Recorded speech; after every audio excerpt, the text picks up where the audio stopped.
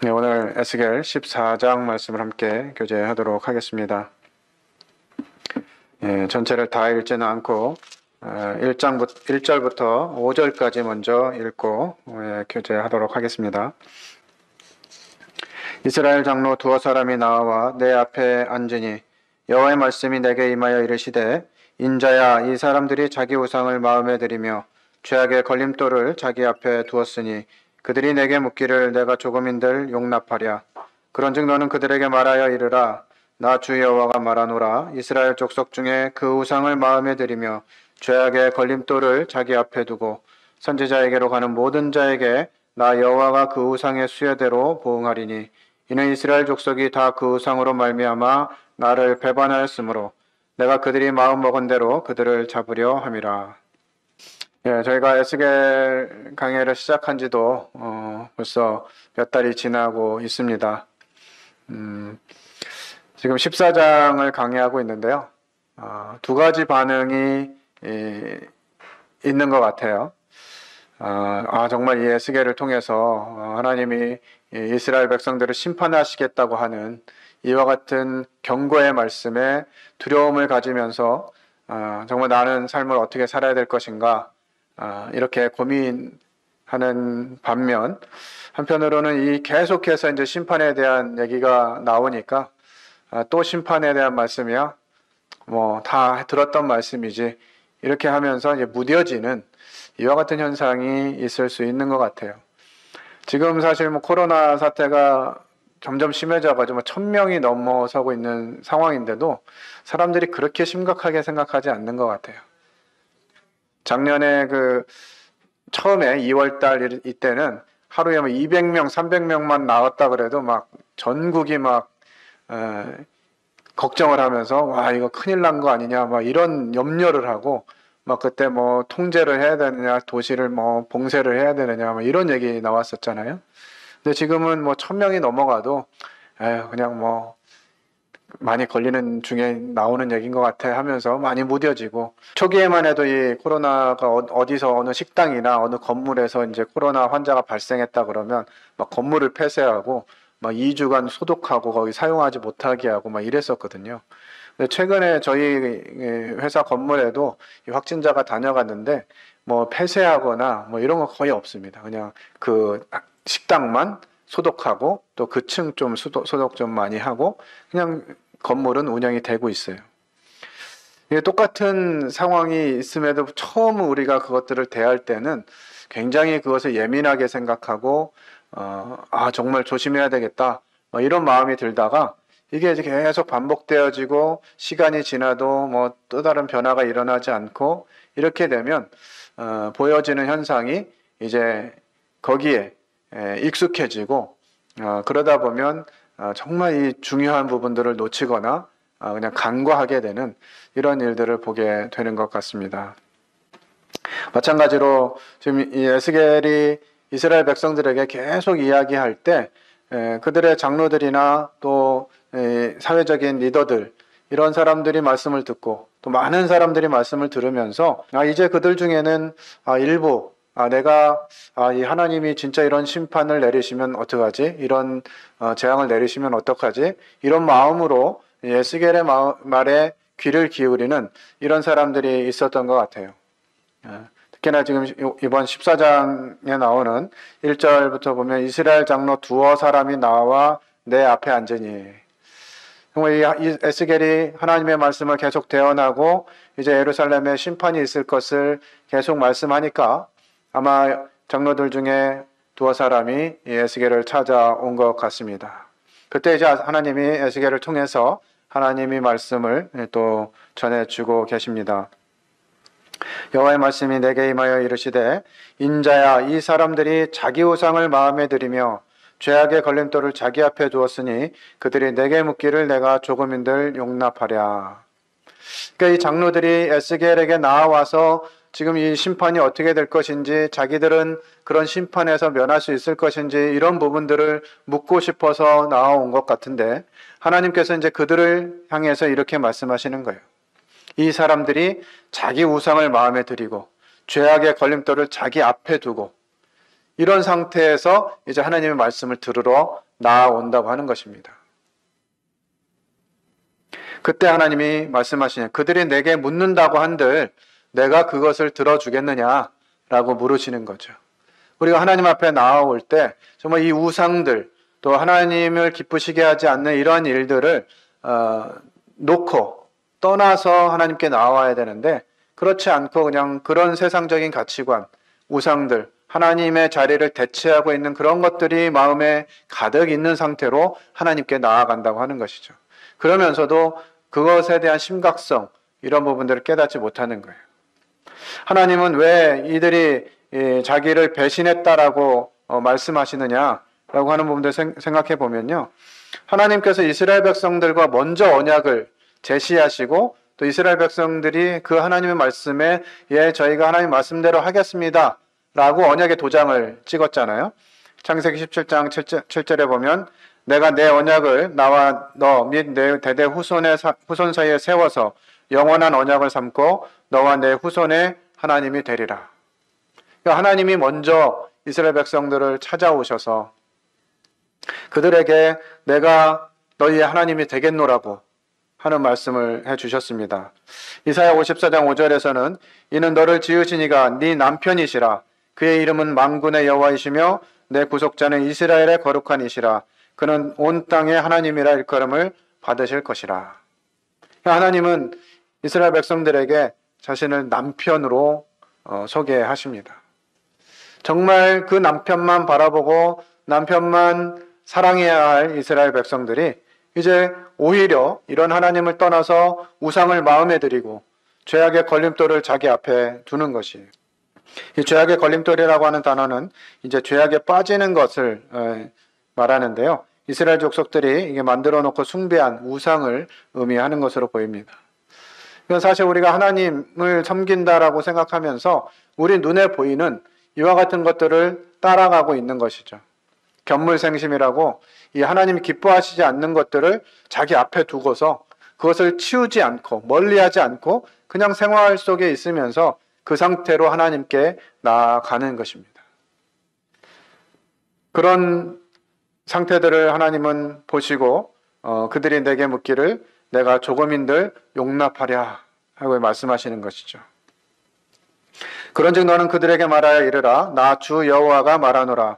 이스라엘 족속 중에 그 우상을 마음에 들이며 죄악의 걸림돌을 자기 앞에 두고 선지자에게로 가는 모든 자에게 나 여호와가 그 우상의 수요대로 보응하리니. 선지자에게 왜 갑니까? 선지자한테 가서 뭘 듣죠? 하나님의 말씀을 듣는 것이에요. 그런데 그냥 정말 순전한 마음으로 자신을 비우고 마음의 악한 것들을 제거하고 가는 것이 아니라 여전히 우상을 마음에 들이고 죄악의 걸림돌을 자기 앞에 두고 선지자에게 가는 것이에요. 그런 사람에게 어떻게 하신다고요? 여호와가 그 우상의 수요대로 보응하겠다 말씀하시는 것이에요. 이 원어에는 여호와가 친히 그 우상의 수요대로 보응하신다라는 의미로 기록이 되어져 있습니다. 하나님이 보다 못해가지고 너희들이 정말 나에게 나아오고 기도 선지자를 만나러 말씀을 듣는다고 오지만 계속해서 그 마음에 있는 우상들 그리고 눈앞에 있는 그 우상들을 걸림돌들을 그냥 두고 오는 이 부분들에 대해서 하나님이 반드시 보응하실 텐데 어떻게 보응해요? 수효대로. 그러니까 하나님의 자리를 차지하고 있는 것들이 한두 가지가 아닌 거죠. 어떤 사람은 물질로 또 지식으로 명예나 재능이나 자기에 대한 이와 같은 것들을 가지고 하나님 앞에 나아가는 것입니다. 그런 모습들을 보시면서 하나님은 이제 그와 같은 부분들을 보응하시겠다고 말씀하시는 것이죠. 우리는 하나님 앞에 나아갈 때 어떤 자세로 나아가고 있습니까?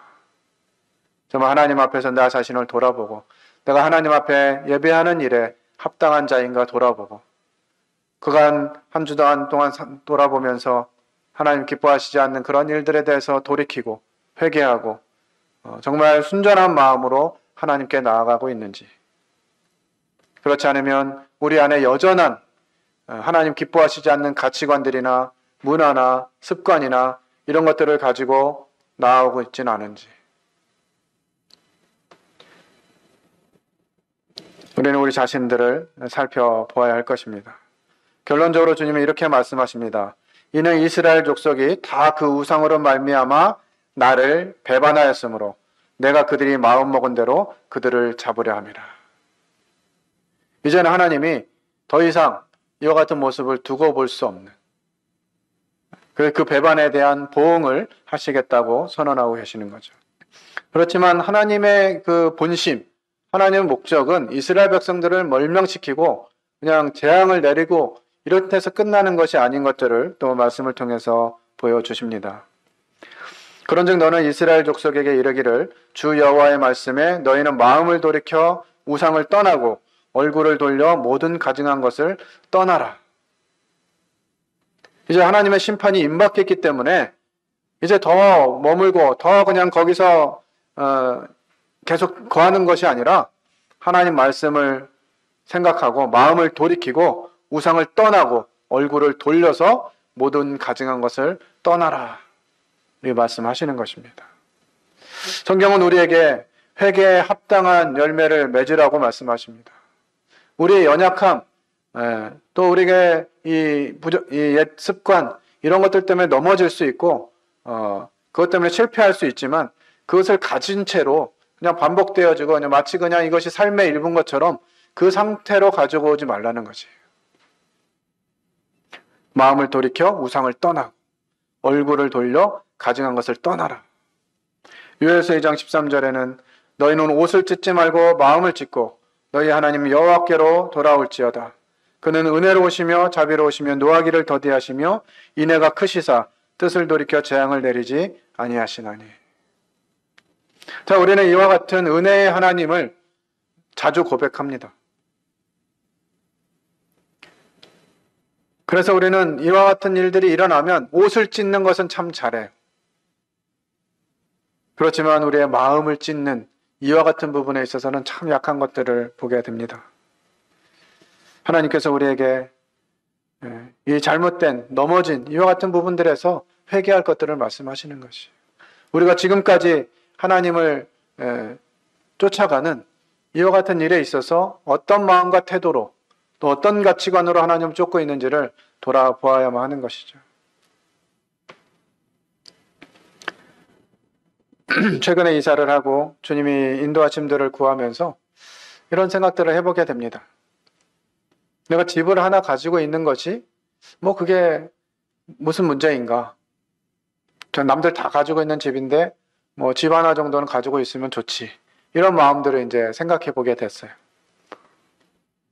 물론 이제 주님의 은혜를 따라서 집을 가질 수도 있고 더 넓은 집을 가질 수도 있는데 그것이 하나님의 자리를 대체해서는 곤란하다는 거죠.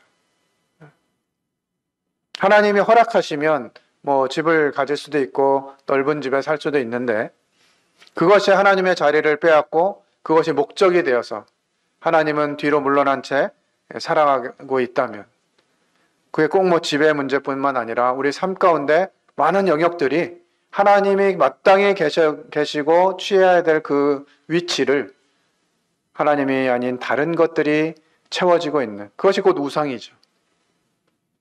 세상에 있는 것들을 하나님 수준으로 올리는 것, 이것이 십계명의 1계명을 범하는 것입니다.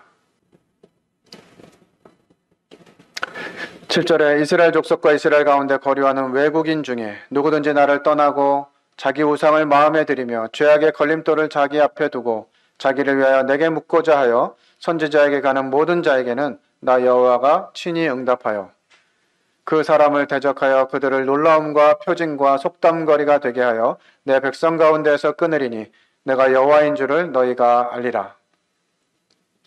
이 이스라엘 족속 가운데 거하는 외국인들에게도 말씀하십니다. 이 외국인들도 마찬가지로 그들은 스스로 이제 이스라엘과 하나님이 함께 하심을 보면서 나도 이스라엘 사람이 되고 싶다 하는 마음으로 돌아와서 자신들을 하나님 앞에 두고 또 할례를 받고 이러면서 이제 이 하나님의 언약의 백성이 된 것이죠. 그들조차도 여전히 마음의 우상을 두고 죄악의 걸림돌들을 앞에 두고 하나님께 나아가는데 어떻게 나아갑니까? 자기를 위하여 내게 묻고자 하여. 이게 목적이 하나님, 하나님의 뜻하심 이것이 아니라 자기를 위해서 하나님께 나아가는 거죠. 하나님, 저를 위해서 뭘 해주시겠습니까? 하나님, 제가 이렇게 한다 그러면 하나님 저에게 뭘 해주실 수 있으세요? 하나님을 자꾸 시험하고 하나님께 나아가는 그 목적 자체가 하나님의 뜻을 구하고 하나님의 영광이 나타나길 구하기보다는 자기를 위해서 나아가는 거죠. 옛 습관으로 다시 돌아간 것 같아요. 하나님이 없던 그와 같은 시절처럼. 이런 사람들에게 동일하게 말씀하십니다. 그 사람을 대적하여 그들을 놀라움과 표징과 속담거리가 되게 하여 내 백성 가운데서 끊으리니 내가 여호와인 줄을 너희가 알리라. 계속 하나님의 엄미하신 심판의 메시지가 증거되고 있음에도 불구하고 자신을 돌이키고 하나님 뜻을 추구하고 하는 것이 아니라 여전히 자기 삶에 집중되어져서 자기를 위해서 구하는 이와 같은 자들에게 하나님이 말씀하시는 것입니다. 근데 외국인들에 대해서 왜 특별히 이렇게 말씀하셨을까? 외국인들도 말 안 들으면 심판받아. 이것이 목적이 아니라 그들도 돌이키기를 원하시는 것이죠. 베드로서 3장 9절에 보면 주의 약속은 어떤 이에 더디다고 생각하는 것 같이 더딘 것이 아니라 오직 너희를 대하여 오래 참으사 아무도 멸망치 않고 다 회개하기에 이르기를 원하시느니라. 하나님께서는 유대인뿐만 아니라 그 가운데 섞여 있는 이방인들에게도 하나님의 심판을 말씀하시면서 돌이키기를 원하시는 것이죠. 하나님의 목적은 언제든지 심판과 재앙 거기에 목적이 있는 것이 아니라 할 수만 있다면 하나님 음성을 듣고 회개하고 돌이키기를 기대하시는 것입니다.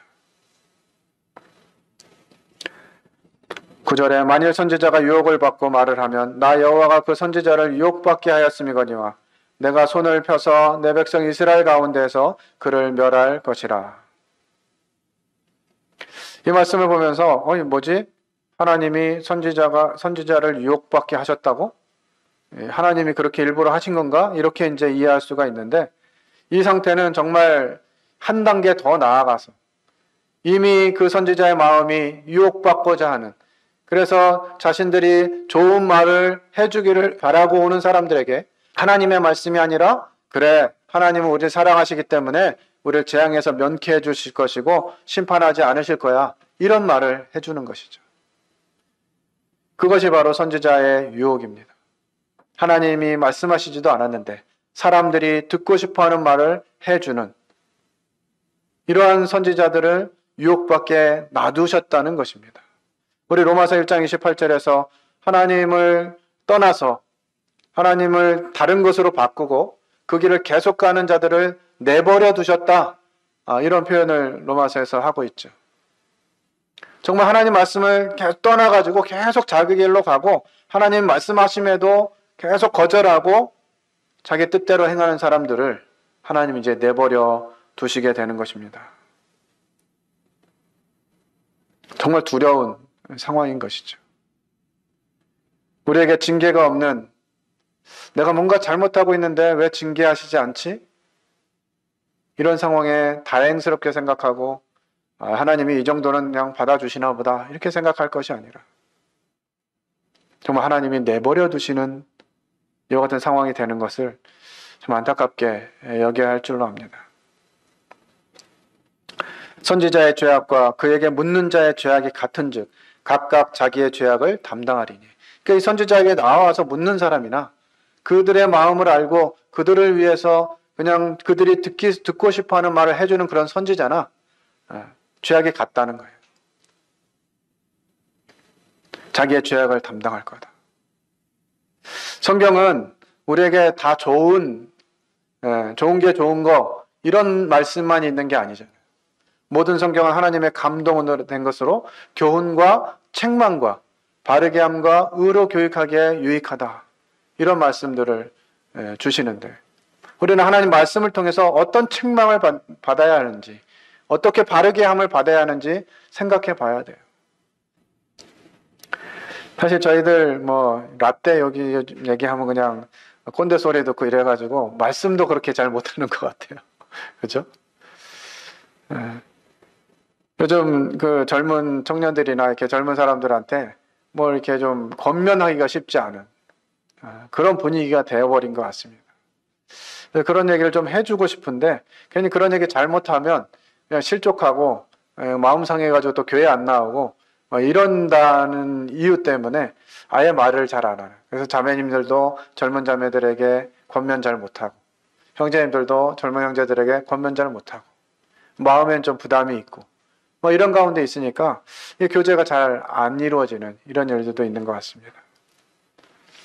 그래서 하나님 말씀을 전하는 자는 자기 말을 하는 것이 아니라 하나님께로부터 받아서 말해야죠. 그리고 그 말씀을 듣는 사람들도 이것이 하나님의 말씀이구나 라고 들어야 되는데 듣고 싶은 사람도 자기 듣고 싶은 말만 하고 또 그런 걸 아니까 하나님 말씀을 대언하는 사람이 하나님의 말씀을 받아서 하는 것이 아니라 사람들이 듣고 싶어하는 말을 해주는, 그렇게 해야 사람들이 교회에 온다. 이래가지고 삼박자 구원 이런 얘기들 많고. 그러나 이와 같은 자들이 죄악이 같다. 하나님께 말씀하십니다. 이는 이스라엘 족속에 다시는 미혹되어 나를 떠나지 아니하게 하며 다시는 모든 죄로 스스로 더럽히지 아니하게 하여 그들을 내 백성으로 삼고 나는 그들의 하나님이 되려 함이라. 주 여호와의 말씀이니라. 하나님이 이와 같은 심판과 징계를 하는 이유가 어디 있느냐? 나를 떠나지 않게 하고 죄로 스스로 더럽히지 않게 하고 내 백성으로 삼고 나는 그들의 하나님이 되려 함이라. 이것이 하나님의 본심인 것이에요. 에스겔 33장 11절 말씀 우리 함께 읽어보도록 하겠습니다. 시작. 너는 그들에게 말하라. 주 여호와의 말씀이니라. 나의 삶을 두고 맹세하노니 나는 악인이 죽는 것을 기뻐하지 아니하고 악인이 그 길에서 돌이켜 떠나 사는 것을 기뻐하노라. 이스라엘 족속아 돌이키고 돌이키라. 너희 악한 길에서 떠나라. 어찌 죽고자 하느냐. 하나님은 심판을 말씀하시지만 그 본심이 그냥 심판해가지고 멸망시켜버리는 이것이 아니라 어찌됐든 그 길에서 돌이켜서 살기를 원하시고 하나님의 그 풍요하심, 풍성하신 지혜, 지식 오늘 저희들 큐티를 통해서 묵상했습니다만 사도 바울이 골로새 성도들이 알기를 원했던 그 그리스도 안에 있는 지식과 지혜의 부요함 이런 것들을 알게 하기를 원하시는 거잖아요. 하나님이 이스라엘 백성들에게 계속 이렇게 같은 말씀을 반복하면서 하시는 그 말씀의 본질은 돌이키라는 것이에요. 그럼에도 불구하고 정말 그들이 돌이키지 않고 회개하지 않으니까 하나님이 마치 결론처럼 다시 말씀하십니다. 이제 13절로부터 20절까지 어떻게 징계를 하실 것인지, 재앙을 어떻게 허락하실 것인지를 네 가지로 말씀하시는데요. 첫 번째는 그 양식을 끊는 것입니다. 온 나라에 기근을 내려서 사람과 짐승을 그 나라에서 끊겠다. 두 번째는 사나운 짐승으로 심판하시겠다. 이것은 이제 심판의 도구인 바벨론을 의미합니다. 바벨론을 통해서 이스라엘을 징계하겠다. 세 번째로 칼로 그 땅에 임하게 하겠다. 전쟁으로 심판하시겠다는 거죠. 넷째로 그 땅에 온역을 내려서 이 전염병을 통해서 심판하시겠다 하는 말씀을 이제 13절로 20절까지 말씀해주고 있습니다. 13절에서는 양식을 끊어 기근을 내려 사람과 짐승을 그날에서 끊는다고 말씀하시고요. 15절에서는 사나운 짐승을 그 땅에 다니게 해서 그 땅을 황폐하게 하여 사람이 그 짐승 때문에 능히 다니지 못하게 한다. 또 칼이 그 땅에 임하게 하고 명령하기를 칼아 그 땅에 돌아다니라 하고 내가 사람과 짐승을 거기서 끊는다 한다. 네 번째로 전염병을 내려 죽임으로 내 분노를 그 위에 쏟아 사람과 짐승을 거기서 끊는다 한다. 하나님이 계속해서 이 심판의 확실성, 분명하게 심판하겠다고 말씀하시는 거죠. 그런데 네 번이나 반복해서 하시는 말씀은 비록 노아, 다니엘, 욥 이 세 사람이 거기 있을지라도 그들은 자기의 공의로 자기의 생명만 건지리라. 나 주 여호와의 말이니라. 정말 이스라엘 백성들의 상태가 심각해졌습니다. 여기 기록되어 있는 노아, 다니엘, 욥 이런 사람들 어떤 사람들입니까? 좀 하나님께 의롭다함을 받은 사람들이고 하나님의 말씀이라면 정말 사자굴에 던져져도 두려워하지 않는 또 자신의 모든 것을 잃었다 할지라도 하나님을 원망하지 않고 자신의 의를 지킨 이와 같은 사람들이, 그런 사람들이 있다 할지라도 그 사람만 구원받을 뿐이지 나머지는 건지지 못한다 하는 엄미한 말씀을 하시는 것이죠. 이 심판 가운데서도 정말 말씀대로 순종하고 하나님을 경외했던 노아가 건짐을 받았죠. 심판과 구원의 두 가지를 다 생각할 수 있는 인물입니다. 다니엘이라는 이름의 뜻은 하나님이 나의 심판자이시다 하는 의미를 가지고 있습니다. 다니엘은 1차 포로로 끌려가서 사자굴에서 건짐을 받는 이와 같은 일을 경험하게 됩니다. 비록 포로로 끌려갔지만 하나님을 경외하고 하나님을 두려워할 때 하나님이 그를 건지시는 모습들을 보게 되죠. 욥은 사단의 시험으로부터 소유와 건강을 잃게 됩니다. 하지만 끝까지 인내함으로 마침내 이 참 믿음을 회복하는 이와 같은 내용이 기록되어 있죠. 이 세 사람의 공통점은 하나님의 시험과 고난에서 건짐을 받았다라고 하는 것입니다. 계속 반복적으로 이 말씀을 하고 계세요. 정말 이렇게 하나님 경외하고 모든 심판이 있을 때 그들은 건짐을 받을 수 있는 이와 같은 부분들을 말씀하시고 20절에 이제 결론처럼 말씀하십니다. 비록 노아, 다니엘, 욥이 거기에 있을지라도 나의 삶을 두고 맹세하노니 그들도 자녀는 건지지 못하고 자기의 공의로 자기의 생명만 건지리라. 주 여호와의 말씀이니라. 이 하나님의 심판 앞에서는 누구와 같이 가는 것이 아니라, 부모를 따라가는 것이 아니라, 교회 인도자를 손잡고 가는 것이 아니라 하나님 앞에 각자 서게 될 것입니다.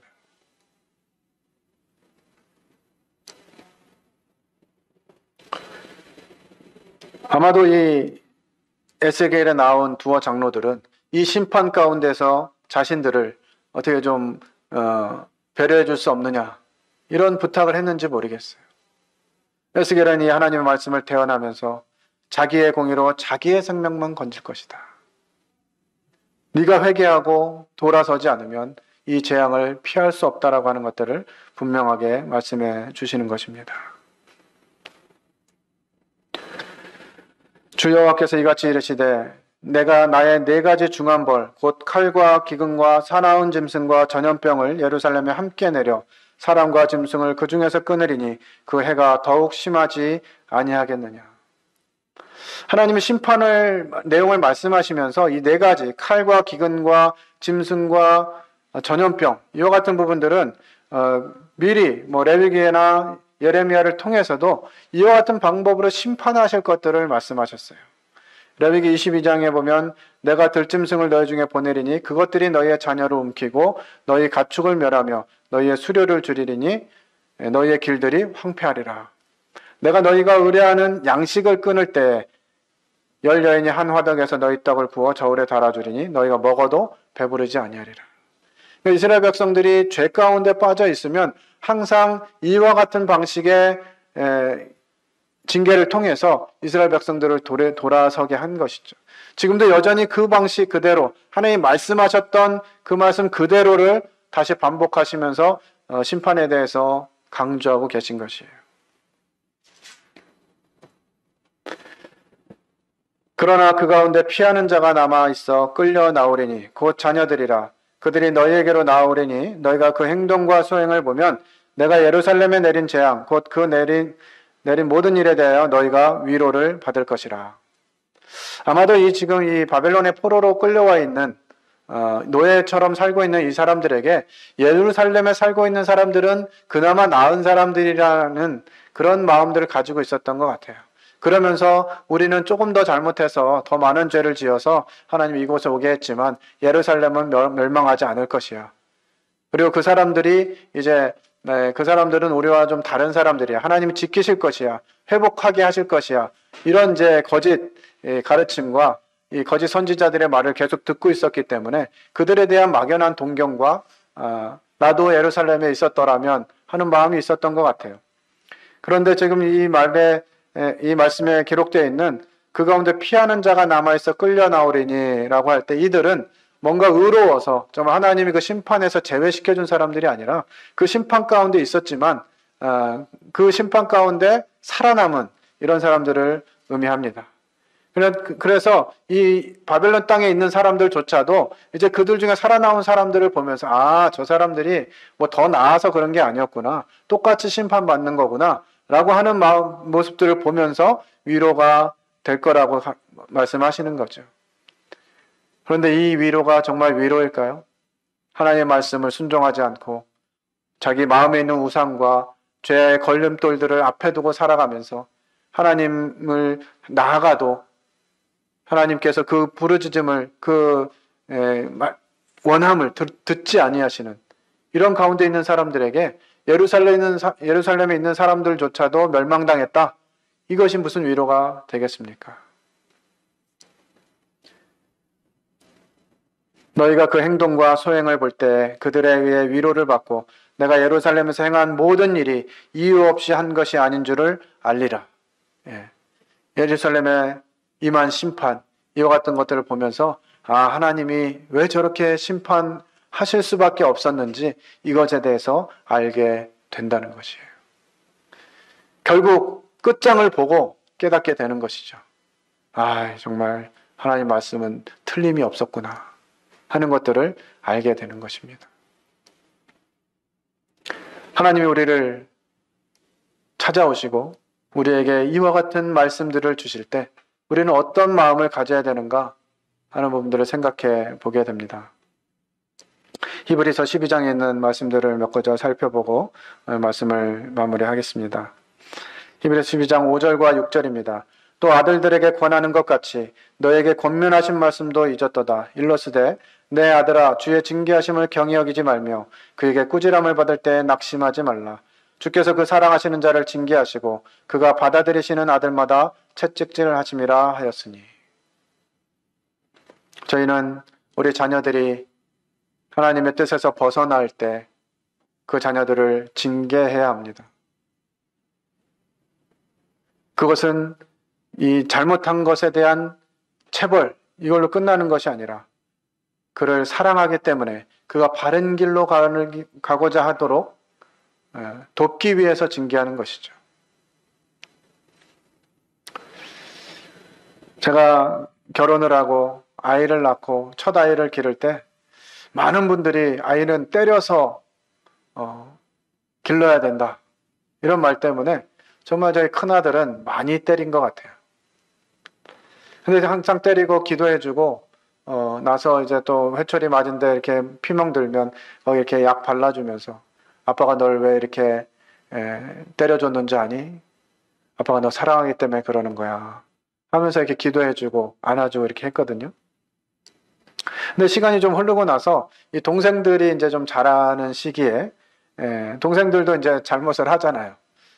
근데 아빠가 자기를 혼냈던 것처럼 혼내지 않는 거예요. 저희 그 경성이가 한 중학교 조금 더 지나가지고 동생들이 자기가 저렇게 했으면 분명히 혼났었던 것 같은데 동생들은 자기처럼 이렇게 매를 안 맞는 것들을 보면서 저한테 뭐라고 얘기했냐면 아빠는 동생들은 저만큼 안 사랑하시나 봐요. 그렇게 얘기할 정도였어요. 사랑하기 때문에 징계한다. 하나님이 우리를 사랑하시기 때문에 징계하시는 것이죠. 잘못된 길로 가지 않도록. 세상에 가는 길, 사단이 만들어 놓은 그 길로 가지 않게 하시기 위해서 우리를 징계하시는 것이에요. 그래서 하나님 우리 삶 가운데 징계할 때 그것을 낙심하고 그럴 것이 아니라 이것이 하나님이 내게 주시는 교훈이구나. 때로는 그것이 하나님 말씀을 통해서 직접 해줄 수도 있지만 성도들을 통해서 또 앞선 인도자들을 통해서 그와 같은 일을 하실 수 있잖아요. 왜 형제님이 나한테 그런 말씀을 하셨을까? 날 개인적으로 싫어하시나? 이럴 것이 아니라 정말 하나님이 나를 사랑하셔서 그와 같은 권면의 말씀을 해주셨구나 하는 모습으로 받아들이면 본인에게 유익이 되는 것이죠. 12장 8절에 보면 징계는 다 받는 것이거늘 너희에게 없으면 사생자요 친아들이 아니니라. 정말 자기 아들이 아니면 그렇게 관여하지 않고 그러려니 하고 넘어갈 수 있잖아요. 남의 자식이니까. 하나님께서 자기 자녀들을 보시면서 그 심판 앞에서 돌이키지 않는 이와 같은 모습을 보시면서 안타까워하시는 것이죠. 징계가 당시에는 즐거워 보이지 않고 슬퍼 보이나 후에 그로 말미암아 연단을 받은 자들은 의와 평강의 열매를 맺느니라. 우리가 뭐 교회 생활하고 가정 생활하고 이러면서 그냥 다 좋은 얘기, 뭐 좋은 게 좋은 거니까 부드러운 얘기, 또 다 좋은 얘기만 들으면 뭐 기분이야 좋겠죠. 그러나 우리의 잘못된 부분들, 하나님이 교훈하시고 책망하시는 이런 부분들에 대해서 듣지 못하면 우리가 후의 열매, 이 의와 평강의 열매를 맺는 일에는 실패하게 될 것입니다. 자주 혼나고 실패하고 넘어지고 그것을 통해서 하나님은 나에게 이런 마음이 있으셨구나, 나를 위한 계획이 있으셨구나 하는 것들을 알아가는 것이 그냥 아무 일 없이 편안하게 하고 싶은 거 다 하고 내가 원하는 거 다 이루고 이렇게 사는 것보다 낫다는 거죠. 여전히 마음에 우상을 두고 죄악의 걸림돌들을 마주하면서 우리는 하나님께 나아갈 수 있다고 하는 이런 사실들을 저희가 기억하고 정말 하나님께 나아갈 때 이와 같은 데서 돌이켜서 회개에 합당한 열매를 맺고 하나님이 기뻐하시는 그와 같은 상태로 하나님께 나아가야 될 것입니다. 계속해서 하나님은 우리에게 이렇게 권면해 주시고 책망하시는데 이 책망을 귀를 닫고 어제도 들은 말씀, 작년에도 들은 말씀, 또 듣는 말씀이지 이렇게 자꾸 하다 보면 우리 양심이 무뎌지고 성령이 소멸케 되면서 하나님 말씀이 전혀 삶 가운데 반영되지 않는, 그러면서도 나는 하나님 믿고 있다, 나는 하나님의 자녀다, 하나님이 우리를 은혜로 대우하실 것이다, 이렇게 믿고 있다면 하나님의 이 어미하신 말씀 앞에서 나 자신을 돌아보고 내 상태가 어떤지, 내가 하나님 기뻐하시지 않는 우상들이 내 마음 가운데 있지 않는지, 또 이와 같은 일에 걸려 넘어지게 하는 요소들이 내 삶 가운데 있지 않은지 하는 부분들을 돌아보았으면 좋겠습니다. 하나님이 우리를 징계하시면 그 징계하심을 기꺼이 받아들이고 다시 돌이키고 회개해서 좀 하나님께로부터 받는 그런 공급함을 통해서 살아갈 수 있는 저희들의 삶이 되기를 원합니다. 계속해서 들려지는 이 에스겔 경고의 말씀들을 저희 들으면서 지금 살고 있는 오늘을 조명해보고 하나님 말씀 앞에 서게 되기를 원합니다. 기도하고 마치겠습니다.